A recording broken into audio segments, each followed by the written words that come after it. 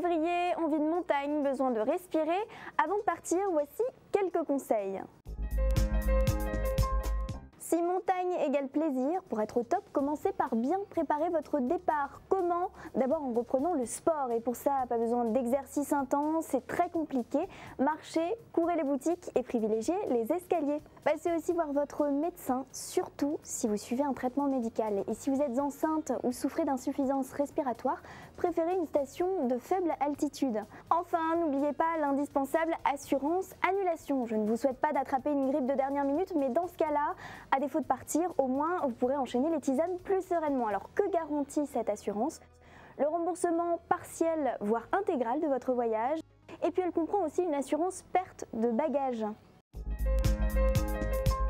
Sur place, maintenant, sachez que 90% des accidents sont dus à la fatigue du voyage et au manque d'échauffement.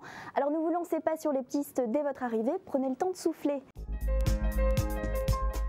Les indispensables. D'abord le plan des pistes pour ne pas se perdre et pour évaluer le niveau de difficulté. Et n'oubliez pas le petit coup d'œil à la météo avant de chausser les skis. Ensuite, mettez un casque à vos enfants, ça c'est indispensable, tout comme la crème solaire et ça, c'est valable pour vous aussi. Maîtrisez votre vitesse et souvenez-vous que le skieur aval est toujours prioritaire. Si vous êtes fan de hors-piste, emportez avec vous un détecteur de type ARVA. Alors pour celles qui ne connaissent pas, c'est un appareil émetteur-récepteur de recherche de victimes d'avalanche. Ne skiez jamais le ventre vide. Emportez quelques provisions énergétiques, buvez régulièrement et faites des pauses. Et parce qu'on n'est jamais à l'abri d'une mauvaise chute, pensez à souscrire une assurance spécifique pour le ski avant de partir. Cette garantie vous protège, vous et votre famille, en cas d'accident en montagne.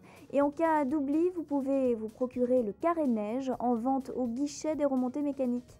Pour terminer, pensez également à souscrire un contrat assistance rapatriement. Cette garantie couvre l'organisation et la prise en charge du rapatriement du lieu où vous vous trouvez immobilisé jusqu'à votre domicile en Europe. Bon ski à toutes et à très bientôt pour un nouveau carnet de conseils.